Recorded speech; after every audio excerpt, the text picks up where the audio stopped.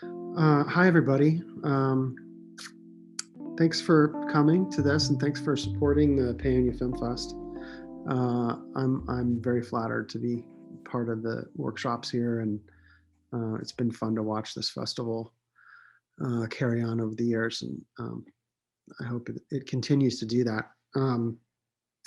I am not exactly sure how into the weeds you guys want to get with me. I am my career has become pretty focused these days on specifically editing feature length documentaries, which um, is I don't think a lot of people do that. And it might be because it's just very difficult and time consuming, tedious work that ruins your health. But I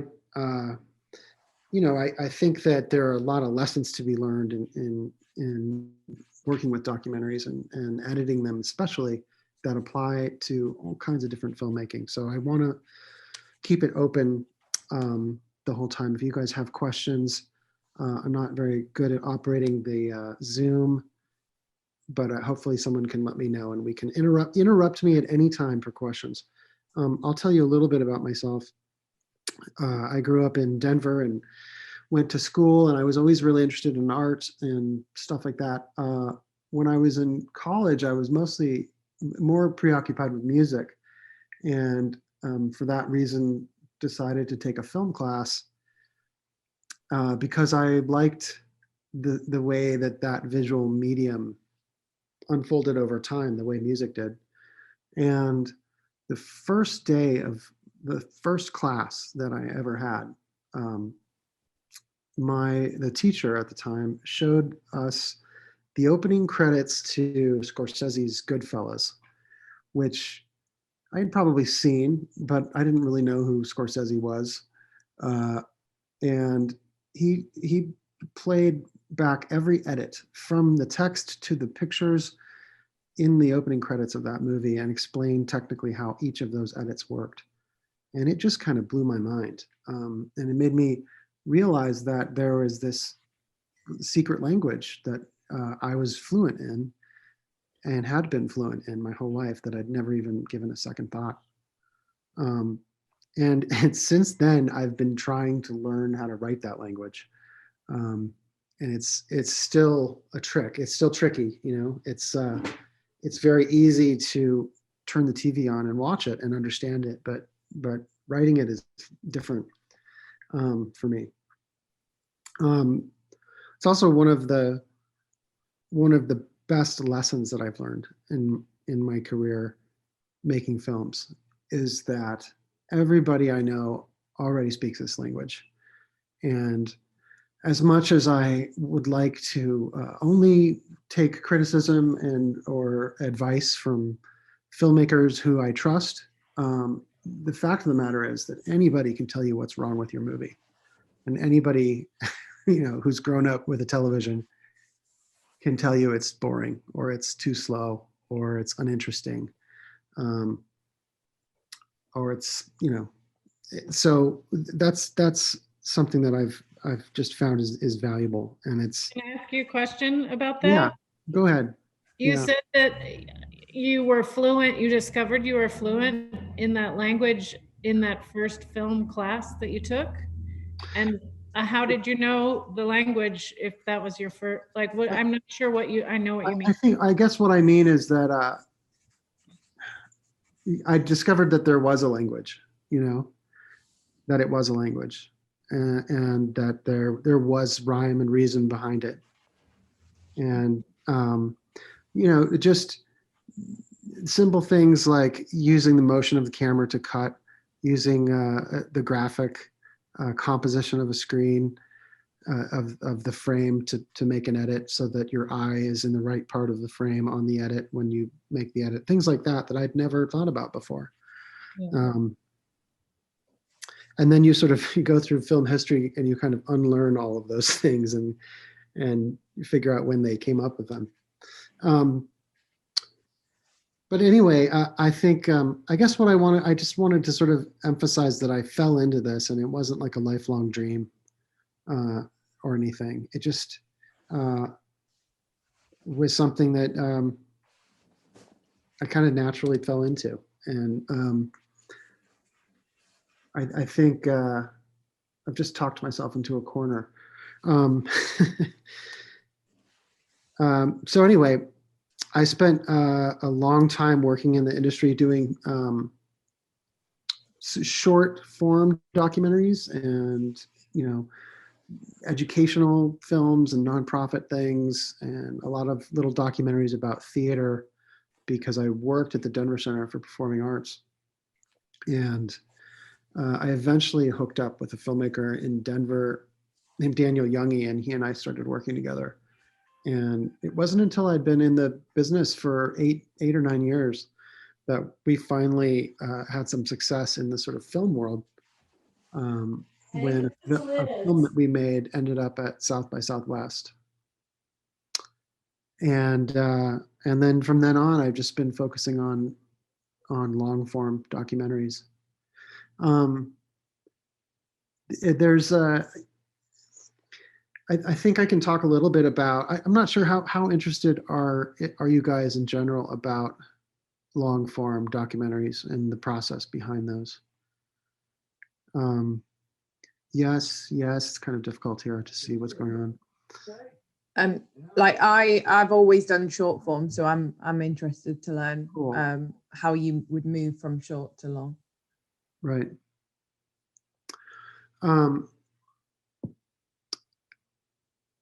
Moving, I'm not sure what I can say about that, but it's really a matter of scale, obviously. And I think when you're getting ready to tell a story that you think can unfold over more than an hour or many hours, the best way to do that is to think of it as a lot of small stories, a lot of small chapters, and they still have to add up to a story that works. So you need to think about things from the beginning in such a way that you can arrange them on a piece of paper and sort of fill in the blanks in between all of the important parts. And there's a lot of literature out there about film structure and story structure. The hero's journey being a really valuable resource, which is I think a concept or a book by Joseph Campbell. And then there's a book called Story that everybody's read that talks about the 3-act structure. And when I was younger, I sort of scoffed at that and didn't think it was important to follow these kind of formats or formulas. But I've realized over the years of trying to figure out how to organize these long films that it helps a lot to think of them in those ways. And I don't subscribe to the 3-act structure religiously, but I do think of the films that I cut as being 3 acts, which is typically, the first act, which is kind of where you set everything up, all of the background, the backstory, what's happening, what the film's going to be about, what the stakes are. Then the story part, which is like the middle, the second act. And then the third act is really, depending on the kind of film you're making, usually not very long. And, it's just the sort of wrap up and what does it all mean? The other thing I thought would be interesting to talk about a little bit is, there are a lot of different kinds of documentaries, a lot of different kind of films out there. I'd say the easiest way for me to sort of organize them into types is that, and sometimes they're combinations of these types, but films tend to be either mostly observational or verite or sort of old-fashioned. Well, that's not true, but they tend to be either mostly observational or had to heavily rely on interviews. And, I like both kinds and I like working on both kinds. But I think that whether or not the film leans more heavily on one of those forms dictates the way that I tend to attack it as an editor. If a film is more interview based, like for instance, The Social Dilemma, which was one of the last films that I worked on, that's a film that I look at as with those interviews being a giant sort of box of Legos that I need to make the structure of the film out of. And all of the other stuff that goes into the finished project comes after we figure out that structure based on the interview content. So in that way, it's a lot like writing, in word processing, because you start to assemble paragraphs, and then you start to assemble chapters, and then you start moving those chapters around. And when it's an observational story where you have a subject or subjects doing their thing, going on about their lives, and a camera crew running around after them trying to not be noticed and document it all. I tend to prefer those kind of films, and I find them a lot more engaging. But they are sometimes more difficult to edit because people don't do what you want in real life, and they don't say things the way you wish they would. And so a lot of it is sort of letting that footage tell you what needs to happen, and letting the footage sort of reveal the truth of those stories to you as you watch it. I do still tend to work the same way with both kinds of films, in that I start making big groups of things, and when it's an interview based film, what I'll do is I'll take The Social Dilemma as an example. We had a lot of key interviews, and what I would do is I would go through and take anything that anybody said in any of those interviews that seemed relevant to a topic that we knew that we were going to address, and I would just throw it into a sequence with everyone else who talked about that same thing. At the end of probably several months of that, with that film, because we had like 50 interviews, I would have these hour to 3 hour long assembles based on topics, and the topic would be human evolution, or technology as a drug, or something like that. So what it did, though, was it allowed me to take a step back from everything and just now focus only on this one particular topic. It's really it's kind of a distillation process that I use. And I think part of that is because I'm also on a bit of a learning journey with this material. It can be different with other filmmakers who have more of an agenda and know what it is they're trying to say, where it may be a little more direct when they get into the edit room.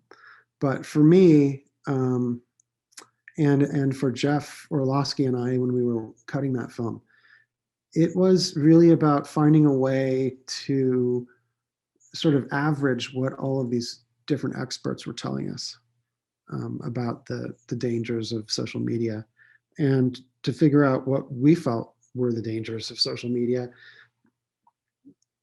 and then to kind of put that all into a coherent argument using other people's words, essentially. Were you going to ask a question? Yeah. So your research is kind of just based on the material that has already been gathered the interviews? There's not Well, like any external research you're doing, or is it kind of a both? No, that was another thing I was going to say. I'm already like way off of my outline here. I had a great outline. I was going to talk about my process a little bit. And that's it's a good point. And I certainly don't want to give you guys the impression that we just went and shot a few interviews and averaged them together to make The Social Dilemma. It was a much more tedious process than that. And the whole thing started in Jeff Orlowski's brain when he was, if I believe, if I remember correctly, I think he told me that he noticed on his Facebook feed that he was starting to get updates about his ex-girlfriend, like what his ex-girlfriend was doing. And someone told him that Facebook knew she was his ex-girlfriend and knew that that would lure him back into the Facebook interactivity. So that just sort of, and then he started looking into it. But yeah, I mean, if sometimes a film that you're making, if it's observational especially, it's about one person and it's about what they're trying to do in their lives, so there really isn't a lot of research you need to do. But sometimes when you're working on films like The Social Dilemma or historical films, or I'm working on a film right now about water and global water issues, I'm going to do a lot more research than is going to end up in that movie. And that would be one of the ways I characterize the first few months of working on these big features, is just really immersing yourself in the world of the film, whether it's trying to bone up as much as you can on how social media platforms work and the history of Silicon Valley, or with the last film that I worked on, which was about a small town in Alaska that has to move because of climate change. That was, I was reading as much as I could about the history of the state of Alaska and the Native Americans who lived there and how they ended up where they ended up, and a whole lot of stuff that didn't end up in that movie, but I think helped give me the perspective to tell the story in a sensitive way.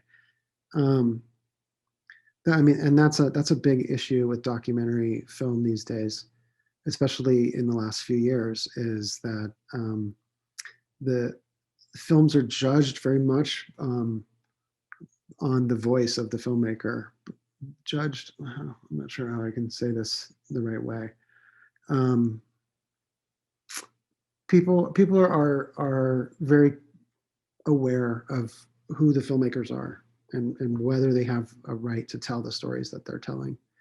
And that has it's just become more and more of what I'm thinking about as I'm making these films. And it's also limited a bit the content of some of the films that I am able to work on these days, which is fine with me. But yeah, and so the early, because it's a process that takes so long, I think of it as a continuing education. So the first few months is I'm just trying to absorb all the footage that is available. I'm also reading other books, reading other articles and things, watching old movies, watching other things that have been made on the same topic. And I'm looking for music. Music is a huge part of my process.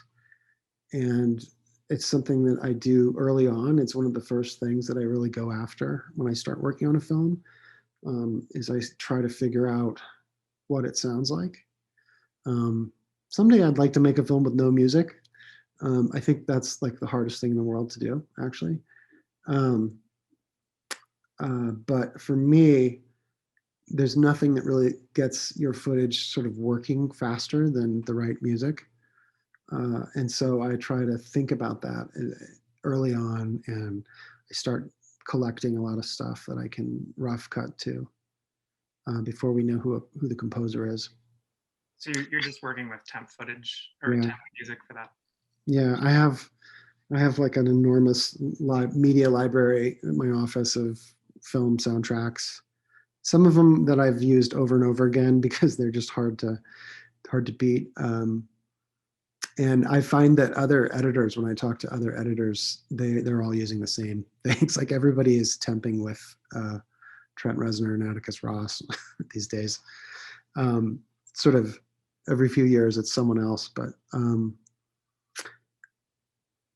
yeah. So that's yeah. I mean that's really one of the funnest things to do too. And when you're stuck at the beginning and you just don't know, you're like, oh my gosh, where do I start? You know, just pick your favorite shot and find a song you think is going to work and put them together and be inspired for a second and then get back to work.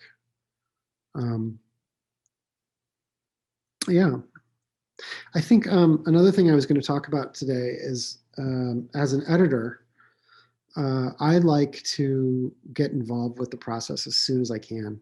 Um, Meaning, you know, if I can talk to the director and the producers about the film before they start shooting it, that's where I would like to begin. I think that, you know, in the grand scheme of things, a lot of the problem solving and problem making comes down to the editors and the DPs. You know, we're sort of the bottlenecks on both ends of the putting these things together. It was sort of where the rubber meets the road, you know. As the editor, it's the more responsibility you can take over how the footage is acquired and how it's stored and how it's organized, the easier your job is going to be down the road. And when you start working on projects that have hundreds of terabytes of footage, you'll appreciate that. You know, my best advice is to come up with a process and stick with it, so that no matter what it is you're looking for later down the road, you'll know how to find it and know where it is. I don't think I'm going to dive into that as much as I would like to, because I think it's very boring for most people. But I'm happy to answer any questions about workflow as far as storage and media types and codecs and all that.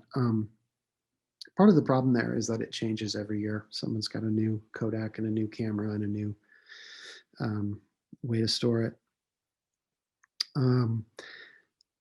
But yes, I think that a lot of times filmmakers are frustrated by simple technical problems that they have because they just don't have enough storage space, don't have enough computer speed, are asking too much of their editing system. I still do that on every film, and I have like people at Adobe that I can call who will like modify the software for me if I need to, and it still doesn't help. But that's always a trick, and it seems like we're always pushing that envelope. Let's see. There's some questions here on the chat. I will just answer some of these really quickly. Where do I store all the footage? So my favorite way to store footage is on a server that has many hard drives striped together, and is that way runs very quickly and also has some redundancy. So if one of those drives fails, the media is spread out and duplicated in a way that I don't lose it. I can just replace the drive and it will keep going.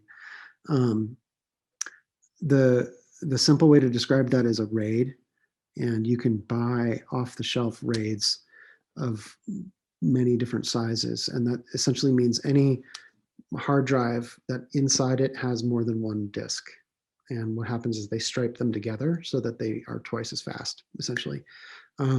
And so that if you're going to start cutting video footage, I would recommend you keep it on a RAID of some sort. You don't want to necessarily back it up to the cloud or anything like that, because it's, although the cloud is a safe place to keep backups, it's just not reasonable to try to play back from the cloud typically. And your video footage will take up a lot of space. I do like to keep my projects on Dropbox so that no matter what happens to my computer or my office or even my city, should there be a small nuclear skirmish, I know that the most recent version of my project is on the cloud somewhere, and I can, come back from the dead and get it going again. It's very important to back up your work. It's very important to save often. A lot of the software now saves as it goes, but not all of it. So if it doesn't, you should keep saving things, and you should save a copy to the cloud if you can.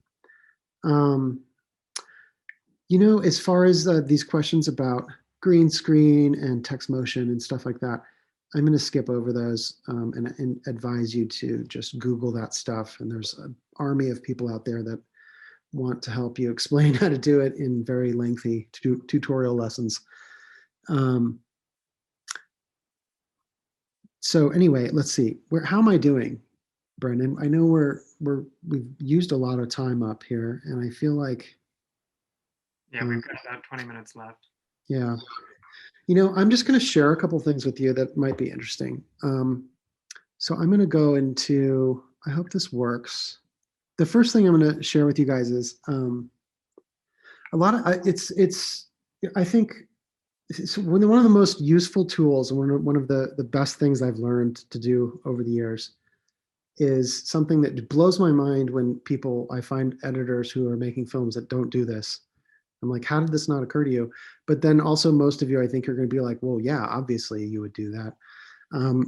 Is using either note cards or stickies or something like that, and a visual space, a physical space where you can just, put the note card that says, introduce this character, and you can put it on the wall so that it's going to go right before this other scene and right after this, right after the other scene. So being able to move things around like that quickly and visually it's just incredibly helpful, because when you have hundreds of hours of footage, it's very difficult to keep all of that stuff like in your RAM, and so I'm always finding new ways to do it visually, whether it's writing it down or using note cards.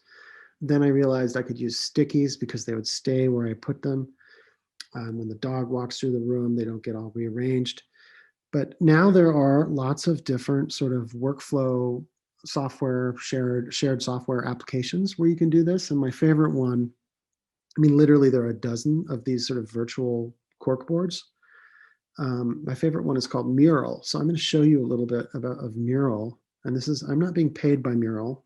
It is a paid service and is more expensive than it should be. But it's worth it, man, especially if you're working with other people.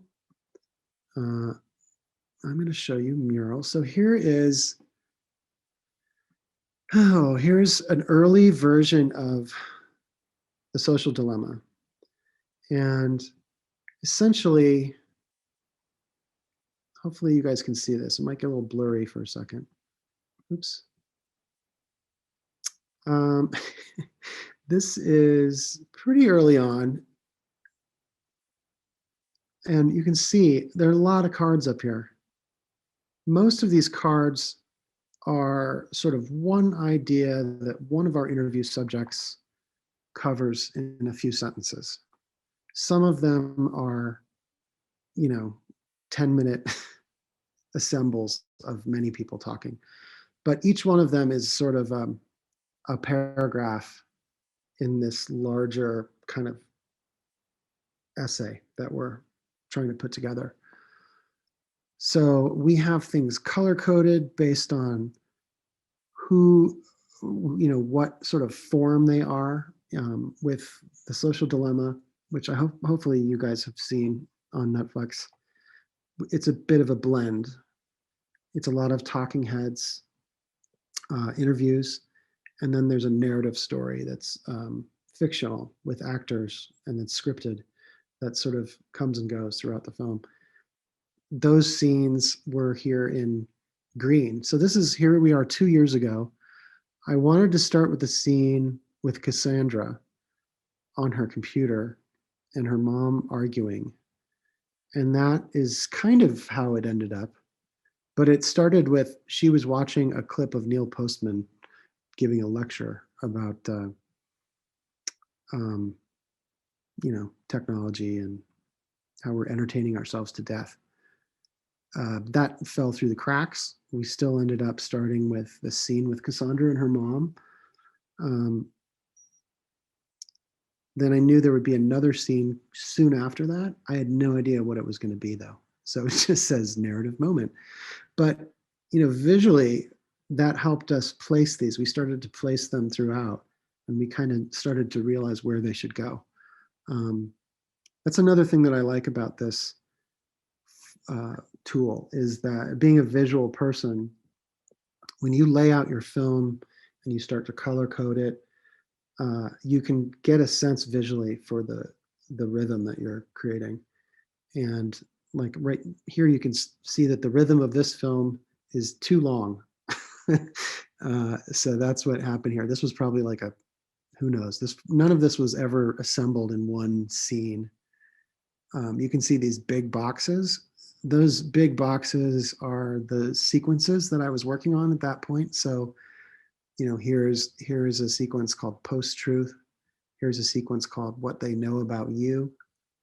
And so in my Premiere project, which is the software I use, I'll have a sequence called What They Know About You, version 1, version 2, version 3, version 4, etc. And, each one of these things will be a little section of that sequence. This is another way that I work with people, especially during the pandemic when they're not around and we can't just argue about it in person. They can log into this while I'm logged into it and we can see each other moving things around and we can talk about it that way. And it's even if they are in the room, this is a really useful way to work because it's hard to describe the act of editing and moving shots and sequences around. And if you have visual tools to do it with, it's really helpful. So about a year later, this show looked like this. And this was after probably a furious week of refining and editing. We had a big screening and then one of my assistants went through and made a new mural. And they did a much better job, but you can see here, it still works the same way. The different colors indicate different types of things. This is Act 1. The second line is Act 2. The third line is Act 2, Part B. And then down here is Act 3.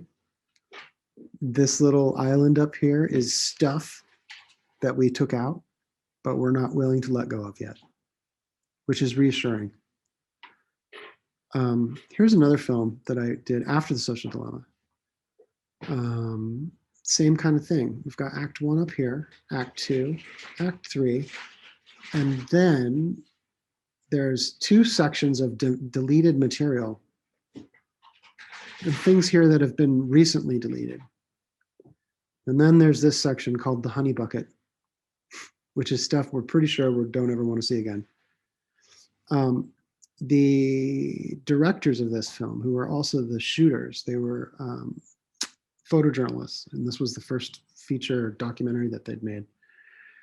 They shot this, the 2 of them worked together and shot it together over the course of like maybe 5 years, 7 years.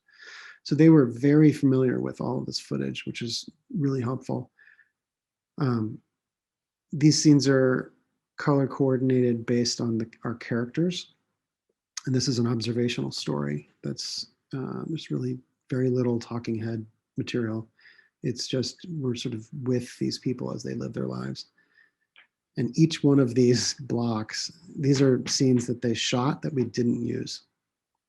So each one of these blocks could represent, a day of footage or half a day of footage. But here we have Della picks out a new house, a going away party that was thrown for Albertina. So in this case, each one of these was shot with 2 cameras. There's a folder on our hard drive with that day. In that day folder is, a folder for each card of data that came from both of the cameras. That stuff all comes into my Premiere project. And my assistant, what we'll do is we will just string all of it out in sequences. And if they were shot at the same time, then we synchronize all of that stuff so that it's all playing back together. Then we will start going through that footage and pulling selects out and stacking them at the end. And that becomes sort of the first cut of that scene, which gets refined after that. So you can see how much work that is to get from a bunch of raw footage down to 90 minutes or so. And the real work starts when you get this thing put together, because then you start sliding things around over and over and over again until you can't tell anymore whether it works better one way or another. Which brings me to the last big point I want to make about my workflow. You get to a point when you work on big, long projects that you're so close to, where you have to find ways to preserve your subjectivity. And there are 2 main ways that I do that.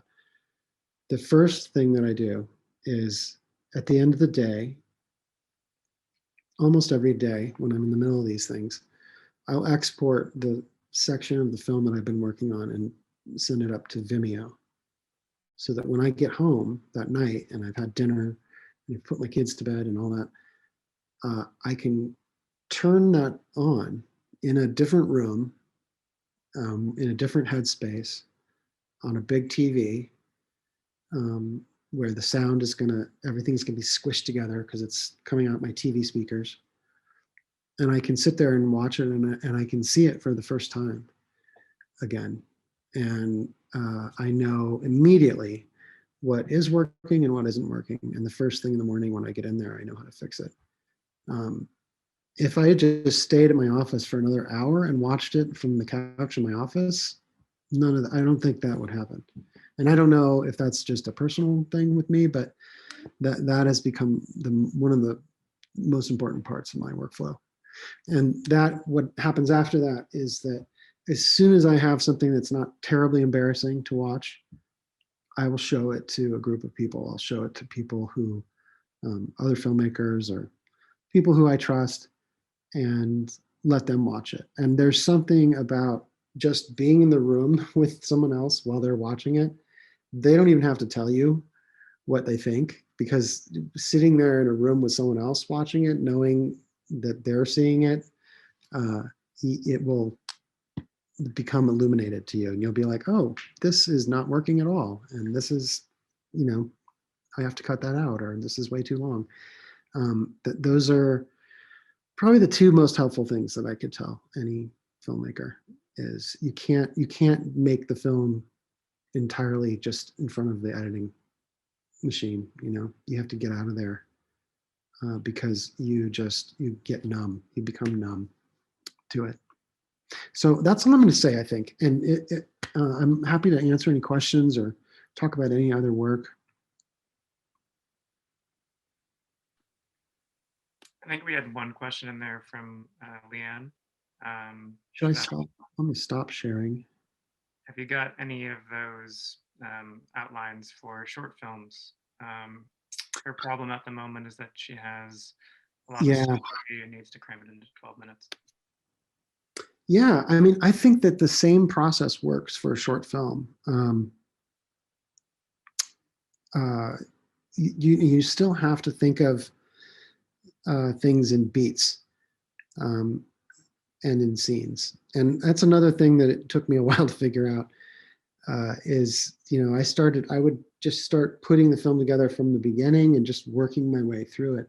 And you really need to think of things as chapters and islands and things that can be moved around and thought of separately, pieces that stand together on, without the rest of the film. Because, and actually, that's not a rule. Another thing I've learned is that there are no rules, but you can do a sort of stream of consciousness thing, but that you're asking a lot more of your viewers, and you really have to be on top of your game. And that's like Miles Davis can get away with that, and Jack Kerouac can get away with that. But it's better to have a structure that your audience senses is there. It will keep them engaged. So even if your film is 5 minutes long, I think it's still great to storyboard it out. To think about, when am I going to introduce this character? When am I going to introduce, when do I introduce the fact that we have to find a cure to this disease, or how many people will die, or, what are the stakes of the film? That needs to go in the beginning so that the other things unfold, with the right amount of drama and tension. So whether it's a 90-minute film or a 10-minute film, get those Sharpies and stickies out and start moving things around.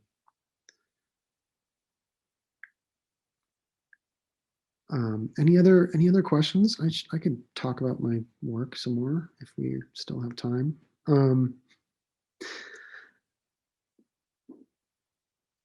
Here's two other things that I will say that I've learned to do, or I try to do with when I'm editing.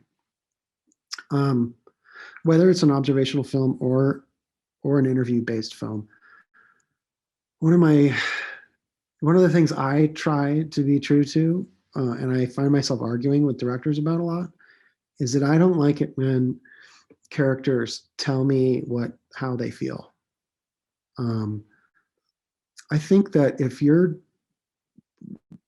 we're doing our job as filmmakers, then we should know how our characters feel, because the reason we watch movies is because we identify with other human beings. And if a family's child is sick and they're worried that the kid is going to die, we already know that is heartbreaking. And we don't need the mom or the dad to tell us that they're sad. It's a gray area, you know what I mean? But I think you need to just keep remembering what it is, that the power of the medium that you're working in, and to not over explain things. So that's kind of a rule that I stick to, is don't tell me how you feel. Like, I should know that already. You can tell me all kinds of stuff. And another thing that I will say is I will often let characters go on and on about stuff that really seems to have nothing to do with the story. And that's because I feel like it's telling me something about themselves. It's telling me about who they are as people, and it's making me care about them. It's making me understand their motivations. It's making me understand how they feel about things that are important in the film, because of what they're saying about other stuff. And I feel like when you can find ways to get your audience to earn their reaction to the subject, then it's going to be a much stronger reaction than if you're spoon feeding it to them. So, don't be afraid to show your characters' flaws, to show their sense of humor, to show them being clumsy, to show them being rude, whatever it is, to show them as a real, fully realized human being. Because if you do that, and if you set them up as a real person in the audience's mind, then anything that happens to them is going to have a greater impact going forward. Davis, how do you feel when a filmmaker starts interacting with the subject? The subject will talk directly to the person behind the camera. Is that something to be avoided? Is that an okay part of an observational kind of doc, or what? I think that that's sometimes it's good and sometimes it's not. And it also, I've noticed, is a matter of taste. It's something that can be very polarizing for an audience. Some people find that very distracting.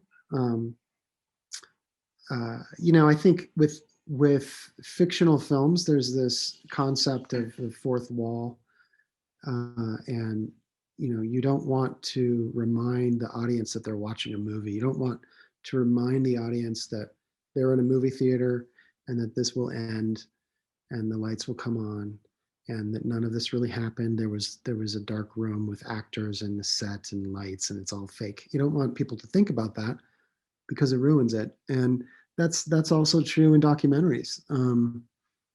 There's a lot of academic writing out there in the world about how documentaries should be made and the merits of cinema verite and direct cinema and all these other forms of documentary filmmaking, where the ideal is to not interfere and to not interact and certainly don't stage anything. And but these days every amount of that, every variety, every version, every combination of filmmaker interference and hands-offness, fly on the wall, has been done. And so I think for me, if it's in there just so the filmmaker can hear their own voice, then that's annoying. And if I can make whoever's talking in the film make sense without hearing the filmmaker's voice, I will definitely do that. Sometimes, though, documentaries are about the relationship between the filmmaker and the subjects, which is, it's a really interesting dynamic, especially to documentary filmmakers. Maybe not so much to the audience all the time. There's some very classic, timeless documentaries out there where the relationship with the filmmaker is important. Like you think of Grey Gardens or Ross McElroy's movies are all about him. So it can be good and it can be done well. I've done it well and badly over the course of my career. Typically, though, I try to avoid it, unless it's necessary. I think if you're Errol Morris, you can be sitting in the foreground and holding your hand in a weird position while the subject of the matter of the film talks. If you're not Errol Morris, crop yourself out, I say. Thank you. Yeah. Something that struck me kind of again and again as I was listening to you describe your process today was how similar it seems the workflow is between, I guess not workflow, but the way that you think about documentary filmmaking. It's very similar to the way that somebody might think about narrative fiction filmmaking. And I was just curious if you've done any of that or if that's at all interesting to you. I can't really say that I've done any of that. I mean, over the years, I've done a little bit here and there, but if like I'm a senior in high school in documentary, I'm in like kindergarten when it comes to fiction filmmaking. And this last attempt with The Social Dilemma was proof of that, because once we started trying to cut in these narrative scenes, I realized how difficult it is to make narrative scenes work, fictional scenes work. The tricky thing about fictional filmmaking is that you are doing almost everything you can, and all of your flexing all of your filmmaking muscles and the art of your craft to get the footage to have that thing that all documentary footage has, no matter how badly it was shot, which is that it seems real and it's believable. And it's one of the things I love about documentaries is that no matter how something is shot, there's truth there. It's absolutely true. Whereas it's very difficult to fool people with narrative films, and it's, you may think that's not true, but then wait till your friends start making narrative films and showing it to you, and there's just something just doesn't seem right, and it's hard to even begin. It's very tricky, like making compelling narrative fiction films is it's a very high art, in my opinion. So yeah. And you're right, there is a lot, there are similarities. I think documentary editors are writers in a lot of ways, and that's why you'll see a lot of those credits overlap in documentary. But we do have a responsibility to the truth, and we can take a lot of liberty and a lot of license with the footage, and be very creative in the way that we arrange it and the way that we structure the story. But I think certainly doing anything that could be perceived as manipulating the truth behind that footage would be anathema to me, and I think to most documentary filmmakers. And if when documentary filmmakers do that, they don't get very far in the sort of the clicky world of documentary filmmaking. It's frowned upon. Yeah, absolutely. I think Leanne had another question. What was it like working for Netflix? Was the editing standard different, or was it picked up after it was released? Netflix has become such a behemoth that really anything that could happen has happened with them. Like half of the movies I've made have been picked up by Netflix eventually. So oftentimes they buy them like at a festival, so they're mostly done. They will typically have a little bit of input, not a lot. They tend to want things a little snappier, shorter. They've asked for fancier graphics. We had animations in a film once that they thought looked too cheap. With The Social Dilemma, it's kind of interesting. And first of all, I'll say that they've been great to work with, and it's been hard for me to come to terms with what a massive machine they've become, because I've known a lot of the people that are involved with the documentary programming there since they were doing what I'm doing, and it doesn't seem that way in the doc world. They're very they're good about working with filmmakers, and they want filmmakers to be able to make their films, and they don't really try to interfere very much. And it was interesting when The Social Dilemma was finished. It premiered at Sundance right as we were all hearing about the coronavirus, and we had been so focused on misinformation and conspiracy theories, things like that. We thought it was hard to imagine things getting any crazier than Pizzagate when that film came out. And then within a year, you've got all this misinformation about the coronavirus and the China virus and the horrible stories that are going on about its origins and whether it was a hoax or, some plot by the government to control people. And then you had this storming of the Capitol and QAnon. And QAnon was something that we were talking about, but it was really in relation to Pizzagate. So in between the film being picked up by Netflix and the film premiering on Netflix, the director and the producers convinced Netflix to let us add a chapter to the film about coronavirus. So we put some more stuff together and did some really quick pickups.